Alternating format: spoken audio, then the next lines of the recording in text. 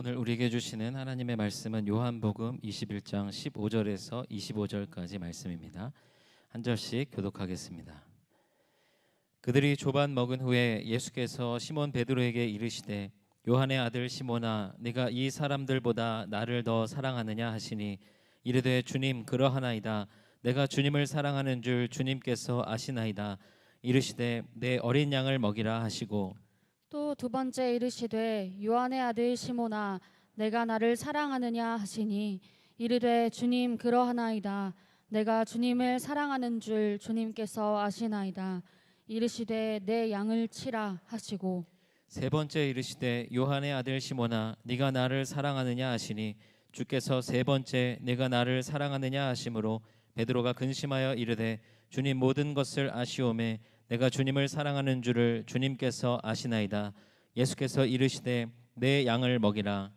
내가 진실로 진실로 내게 이르노니 내가 젊어서는 스스로 띠띠고 원하는 곳으로 다녔거니와 늙어서는 내 팔을 벌리리니 남이 내게 띠띠우고 원하지 아니하는 곳으로 데려가리라.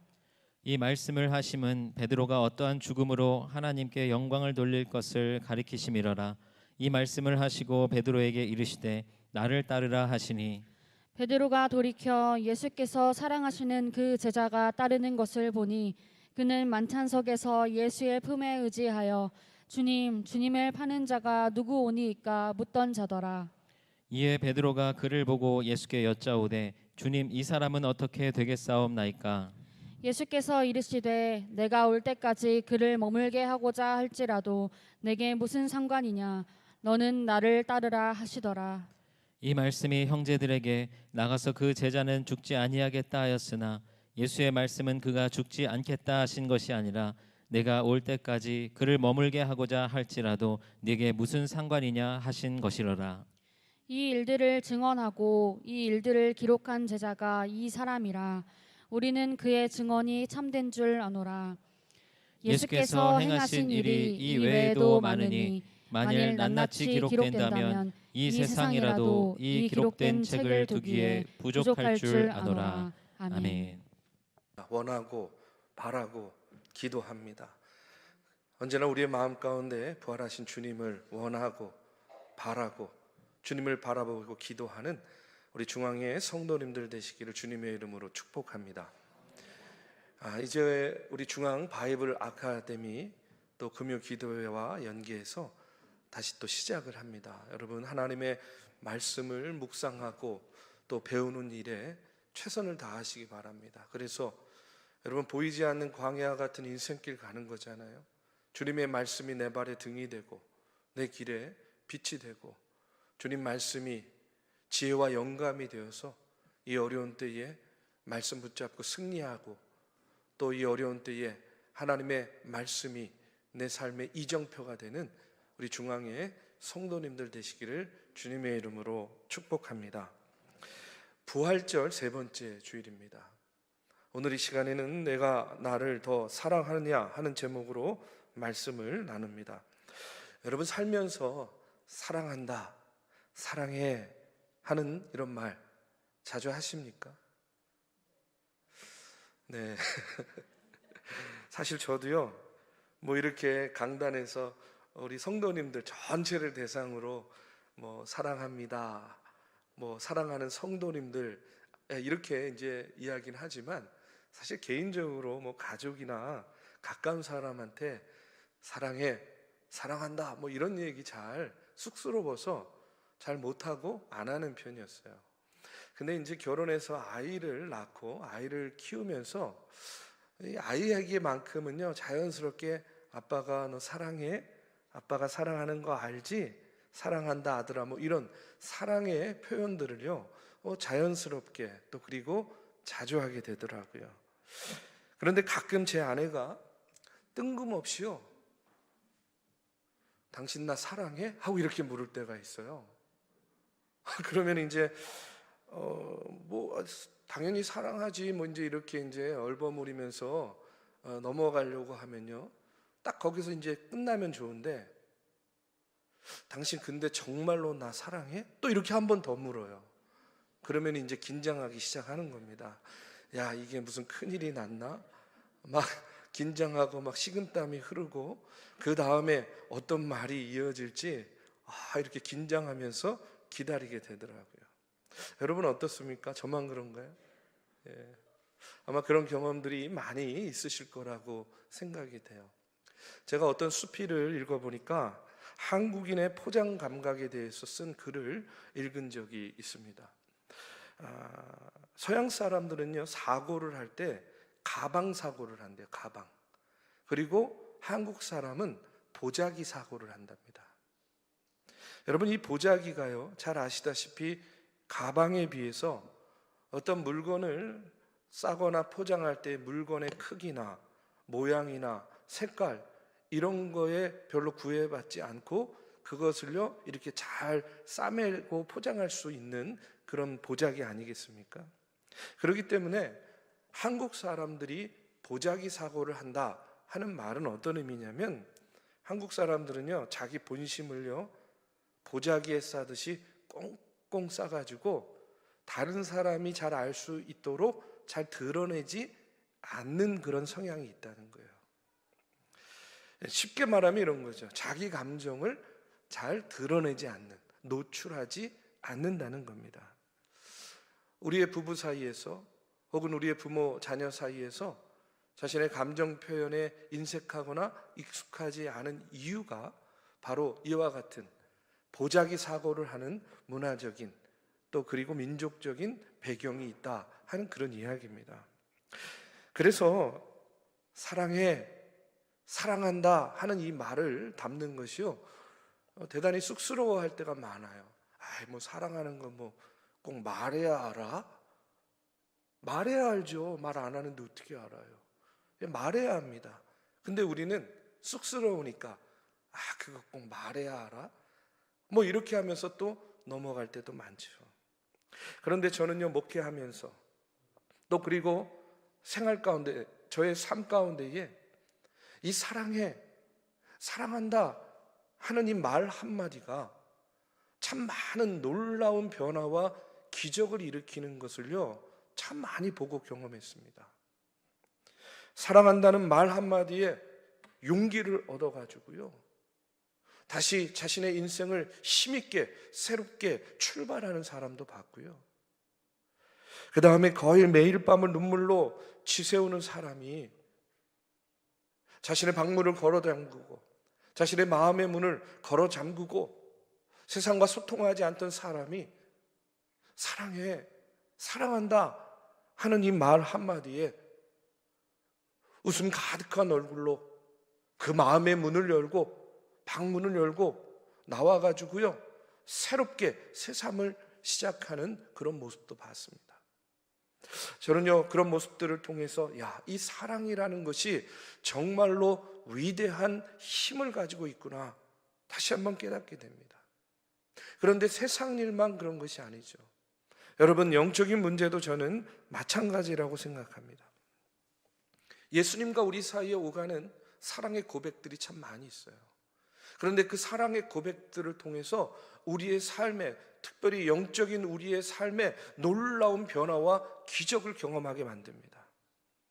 아무리 점잖은 사람도, 세상적으로 아무리 지위가 높고 또 아무리 명예로운 삶을 살았던 사람도 그가 마음을 열고 주님 사랑합니다, 주님 사랑해요 하고 이렇게 고백하기만 하면 여러분 이 한마디가 그 삶에 놀라운 변화를 가져다 주는 것을 보게 돼요. 여러분, 우리가 그런 의미에서요 한번 옆에 계신 분들, 주변에 계신 분들하고 사랑하고 축복합니다 한번 이렇게 같이 인사 나누시면 좋겠습니다. 사랑하고 축복합니다. 보자기를 끌으세요. 아직 보자기로 싸매고 계시면 안 됩니다. 여러분, 오늘 본문 말씀을 보면 예수님 십자가 사건 이후에 삶의 목적을 잃고 실망 가운데 있던 제자들, 그들이요 자신의 삶의 자리로 다시 돌아갑니다. 특별히 갈릴리 호숫가에 있던 제자들에게 부활하신 주님이 찾아가시는데 오늘 본문 말씀이 바로 그와 같은 이야기입니다. 특별히 예수님을 모른다고 3번이나 부인을 하여서 여러분 얼마나 베드로의 마음 가운데 그 이후에 죄책감이 크겠습니까?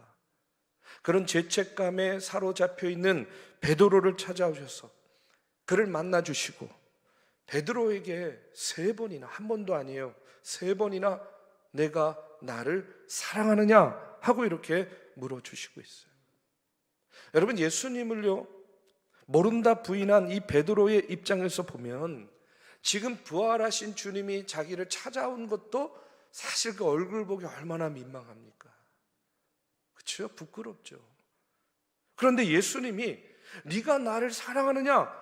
여러분, 그것도 한 번도 아니에요, 3번이나 물으실 때에 얼마나 그의 마음 가운데 당황했을까요? 민망했을까요? 그렇다면 왜 예수님께서 베드로에게 찾아오셔서 한 번도 아니고 3번이나 네가 나를 사랑하느냐 하고 이렇게 물으셨을까? 저는 오늘 말씀을 이렇게 묵상하면서 그런 마음의 깨달음이 있었어요. 성령님께서 저에게 주신 깨달음은 무엇이냐면, 예수님께서 네가 나를 사랑하느냐 한 번도 아니고 3번이나 물으신 이유는 그 물음과 대답을 통해서 베드로의 상한 마음과 그 상한 심령을 위로해 주시고 치유해 주시기 위해서 이와 같이 묻고 또 물으셨다라고 이렇게 믿습니다. 여러분, 이 세상 가운데에서 가장 하기 힘든 일이 무엇이라고 생각하십니까? 여러 가지가 있겠죠, 하기 힘든 일. 그러나 신앙적으로 말씀을 드리면 저는요 이 세상 살면서 제일 하기 힘든 것이 뭐냐면 죄 짓지 않는 것이 힘들어요. 죄 짓지 않는 삶 사는 거 굉장히 힘듭니다. 그리고 또 하나를 말씀드리면 용서하는 삶을 사는 게 힘들어요. 죄 짓지 않고 싶은데 죄 짓게 돼요. 용서하고 싶은데요 참 용서하기가 어려워요. 우리 인간이 육신을 지니고 있는 한 누구도 죄 짓지 않고 살 수는 없는 것입니다. 우리 인간을 뭘로 지으셨죠? 하나님이 흙으로 지으셨잖아요. 흙으로 지었기 때문에 여러분 부서지기도 쉬워요. 참 죄 짓기 쉬운 인생이죠. 그래서 가톨릭에서는 고해성사라는 것이 있습니다. 그래서 죄를 짓게 되면 신부를 찾아가서 자신의 죄를 고백하면서 하나님의 자비와 용서를 구하는 거죠. 그런데 고해성사를 받는 신부가 고해성사를 한 성도에게 절대로 하지 않는 말이 있다고 합니다. 그것이 뭐냐면 다시는 죄 짓지 마십시오라는 말을 안 한대요. 이유가 무엇이겠습니까? 불가능하기 때문에. 불가능하기 때문에 그런 말을 안 하는 거예요. 그런데 여러분, 이렇게 죄를 짓지 않는 삶을 사는 것도 너무나 힘든 삶인데 용서하는 삶을 사는 것도 여간 힘들지 않아요. 내게 끊임없이 상처를 주는 사람이 있습니다. 나를 미워하고 까닭없이 괴롭히는 사람이 있어요. 나에게 원수가 된 사람 용서하는 것, 여러분 정말로 어려운 일이죠. 그런데 저는 이것보다 더 어려운 것이 있다고 생각해요. 그것이 뭐냐면 남을 용서하는 것도 어렵지만 자기 자신을 용서하는 것은 더 어렵다라고 생각합니다. 어떤 큰 잘못을 저질렀어요. 그런데 그런 잘못을 저지른 자기 자신이 너무나 부끄러워요. 그리고 그런 자기 자신에게 너무나 실망했어요. 그래서 스스로가 스스로를 용서하지 못하고 단죄하는 그런 경우가 있습니다. 그런데 여러분, 내가 너무 부끄러워서, 내 모습이 너무나 처참해서, 내가 나에게 너무나 실망해서 여러분 나를 용서하지 못하고 나를 단죄하지 못하는 사람은 절대로 하나님의 용서를 체험할 수 없어요. 하나님의 사랑을 경험하기 어렵습니다. 왜 그렇습니까? 너무나 당연하죠. 하나님께서 아무리 용서하려고 해도 스스로가 스스로를 용서하지 못하게 되면 하나님의 용서가 아무 소용이 없기 때문에 그래요. 왜 이런 말씀을 드리냐면 오늘 말씀에 나오는 베드로가 바로 이와 같은 마음이었을 거라고 생각합니다. 요한복음의 말씀에 보면 오늘 갈릴리 호숫가에서 부활하신 주님이 베드로를 만나 주시기 이전에 이미 부활하신 주님이요 제자들을 찾아가시는 그런 말씀이 나옵니다. 주님은 2번이나 제자들을 만났어요. 요한복음 20장 21절의 말씀에 보면 제자들이 유대인들이 두려워가지고요 방문을 꽁꽁 걸어 잠그고 있을 때에 예수님께서 찾아오셨습니다. 그리고 그와 같은 제자들에게 뭐라고 말씀하시냐면 너희에게 평강이 있을지어다. 야, 니네가 나한테 어떻게 그럴 수 있니? 왜 그랬어? 이렇게 질책하지 않으셨어요. 두려움에 떨고 있는 제자들에게 평강을 빌어줍니다. 그리고 또 뭐라고 말씀하시냐면 아버지께서 나를 보내신 것 같이 나도 너희를 보내노라. 예수님은요 제자들을 질책하거나 꾸짖지 않고 그 제자들을 위로하고 평강을 빌어주면서 제자들을 다시 한번 제자되게 세워주시고 있는 거예요. 그리고 의심 많은 도마와 제자들이 함께 있는 자리에도 또 나타나셨습니다. 26절의 말씀에 보면 여드레를 지나서 제자들이 다시 집 안에 있을 때에 도마도 함께 있고 문들이 닫혔는데 예수께서 오사 가운데 서서 이르시되 너희에게 평강이 있을지어다 하고 이렇게 말씀하세요. 역시 마찬가지입니다. 제자들을 감싸주시면서 평강을 빌어주고 계시는 거예요. 자, 그런데 여러분 예수님의 이와 같은 평안의 말씀을 들은 제자들 평안했을까요? 평강을 누렸을까요? 이어지는 제자들의 모습, 특별히 베드로의 모습을 보면 그들이요 결코 평강을 누리지 못했음을 알 수 있습니다. 이유가 무엇이겠습니까? 앞서도 얘기했지만 주님은 제자들을 용서했는데 제자들은 다시 말해서 또 특히 주님을 모른다고 3번씩이나 부인했던 이 베드로는요 자기가 자기 스스로를 아직 용서하지 못했기 때문이었다는 거예요. 그래서 오늘 본문 21장 3절의 말씀에 보면 시몬 베드로가 나는 물고기 잡으러 가노라 하니 그들이 우리도 함께 가겠다 하고 나아가서 배에 올랐으나 그날 밤에 아무것도 잡지 못하였다라고 나옵니다. 물고기를 잡으러 가겠다 하는 말은요 어떤 의미입니까? 나는 예수님 만나기 이전의 직업으로 돌아가겠다. 나는 예수님 만나기 이전에 과거의 나의 삶으로 돌아가겠다 하는 그런 모습이에요.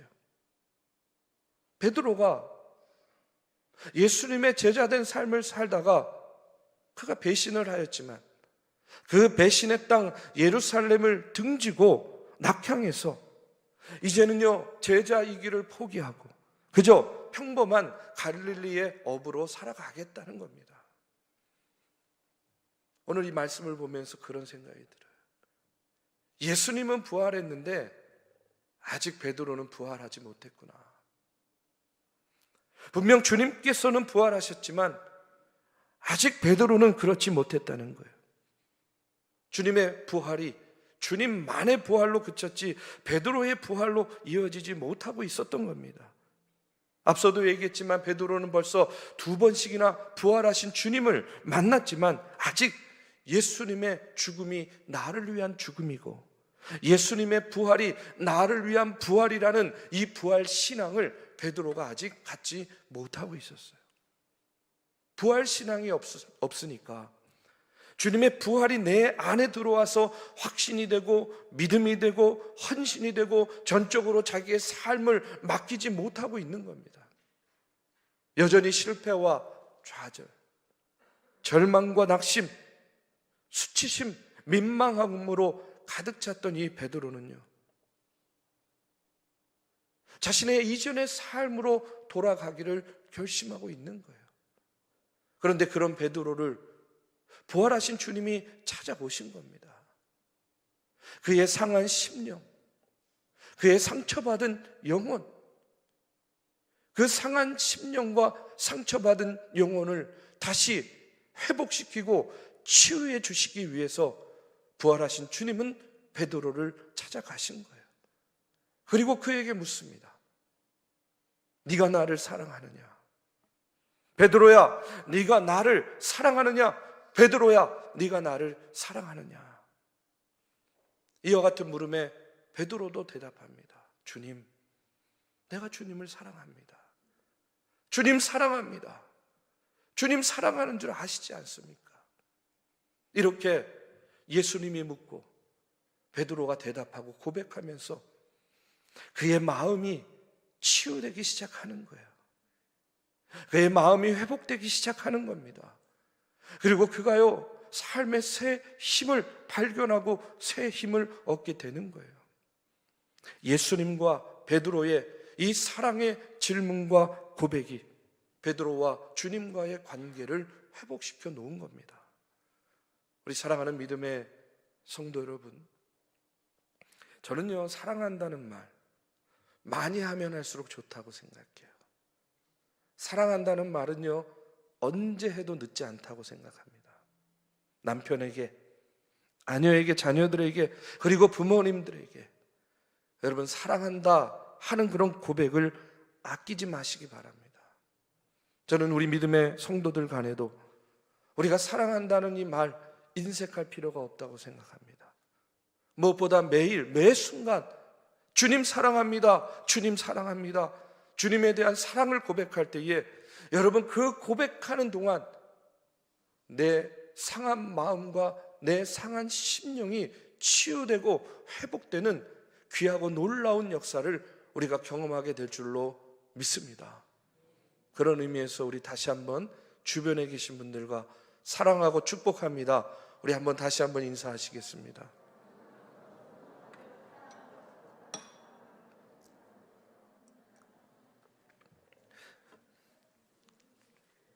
여러분을 사랑하고 축복합니다. 여러분, 마지막으로 한 가지 더 말씀을 드리면, 오늘 주님께서 베드로에게 네가 나를 사랑하느냐 이렇게 묻는데 15절의 말씀에 보면 이렇게 예수님이 묻고 있어요. 요한의 아들 시몬아, 내가 이 사람들보다 나를 더 사랑하느냐 이렇게 묻습니다.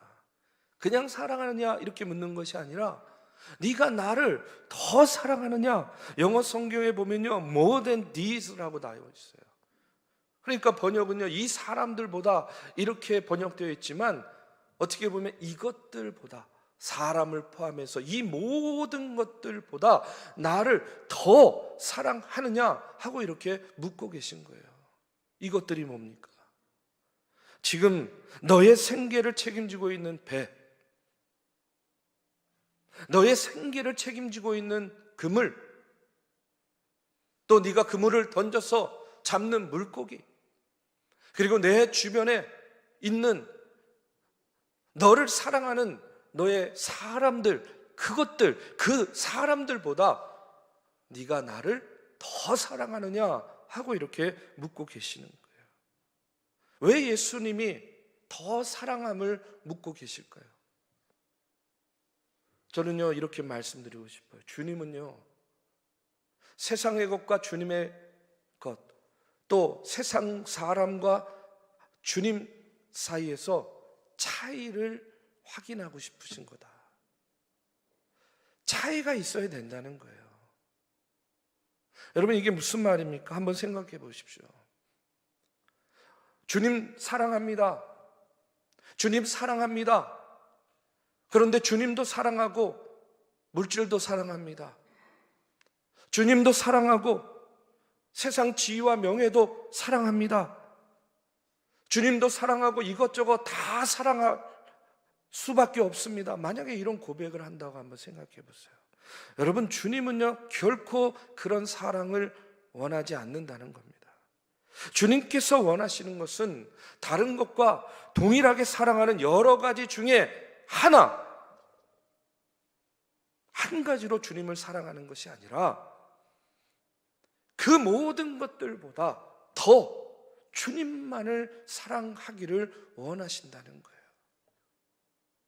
이와 같은 질문을 통해서 베드로에게 그 차이를 확인하고 싶으신 거였습니다. 여러분, 이 차이가 왜 중요하냐면 주님을 향한 전적인 사랑, 세상과 주님 사이에 이 차이가 있어야만 여러분, 주님은요 당신의 양을 맡길 수가 있기 때문에 그런 거예요. 내가 나를 사랑하느냐 물으신 예수님께서 내가 주님을 사랑합니다 하는 베드로의 고백이 이어지자 예수님이 이어서 뭐라고 이야기합니까? 그래? 그럼 내 양을 먹여라. 그래? 그러면 내 양을 치라. 주님의 사랑으로 용서함 받고 영적으로 육적으로 치유되고 건강해야만 여러분, 가정에서, 일터에서, 그리고 교회에서 나에게 맡겨진 사람, 나에게 맡겨진 영혼을 잘 먹이고 목양할 수 있기 때문에 주님은 바로 그 차이를 확인하고자 베드로에게 네가 나를 이것들보다 더 사랑하는지를 오늘 묻고 계시다는 겁니다. 여러분, 이런 이야기가 있습니다. 어느 목사님이 집에서 기르던 고양이가 있었대요. 근데 어느 날 이 고양이가 어머니가 차려놓은 밥상에서 생선을 하나 탁 물더니요 마루 밑으로 쏙 숨은 거예요. 목사님이 화가 나가지고 그 마루 밑에 가가지고 고양이 야단칩니다. 빨리 안 나와, 빨리 안 나와. 근데 고양이가 안 나오죠. 한 1시간 동안을요 빨리 나와, 빨리 나와 이러면서 고양이하고 씨름을 했대요. 시간이 많이 지났어요. 그러니까 고양이가요 기가 팍 죽어가지고 이제 마루 밑에서 기어 나오더래요. 화가 난 목사님이 이제 이 고양이를 잡아가지고 야단을 쳐야 되겠다 생각해가지고 한 대 때려주려고 손을 탁 들었는데 고양이가요 눈을 찔끔 감더니 꼼짝도 하지 못하더래요. 근데 그 모습이 안쓰럽기도 하고 또 너무나 예쁘고 귀엽기도 한 거예요. 그래서 때리기보다는 이 고양이를요 안고 고양이한테 마치 사람에게 이야기하듯이 너 다시는 그러지 마, 그러면 안 돼 하고 이렇게 타일렀대요. 그런데 그리고 땅에 내려주었는데 그날로요 고양이가 거듭났대요. 고양이가요 어떻게 거듭났냐면 고양이가 변해서 강아지처럼 됐답니다. 그래가지고 이 목사님을 얼마나 좋아하는지 밖에 나갔다가 들어오면요 막 달려오고 모기로 기어 올라오고 가는 곳마다 저를 따라다니더래요. 그리고 얼마나 이 고양이가 거듭났냐면 여러분, 고양이 키우신 분들은 다 아시겠지만 고양이는요 개보다 야성이 강하대요. 그래가지고 절대로 사람이 있는 데서 새끼를 낳지 않는답니다. 그런데 이 고양이는요 목사님 보는 앞에서 새끼를 3마리나 낳았대요. 거듭났습니다. 근데 여러분, 제가 이 이야기를 들으면서 그런 생각이 있어요. 야, 용서하고 사랑하는 것은 사람도 변화시키고 심지어는 동물도 변화시키는구나. 용서와 사랑의 기적은 대상을 가리지 않는구나 하는 것을요 다시 한번 깨닫게 되었습니다. 오늘 부활하신 주님이 베드로에게 물으셨듯이요 오늘 저와 여러분에게도 저는 묻고 있다고 생각합니다.